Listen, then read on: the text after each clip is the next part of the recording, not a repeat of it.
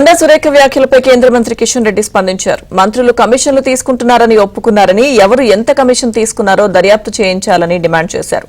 మంత్రులు తీసుకున్న కమిషన్ల వివరాలు బయటపెట్టాలన్నారు.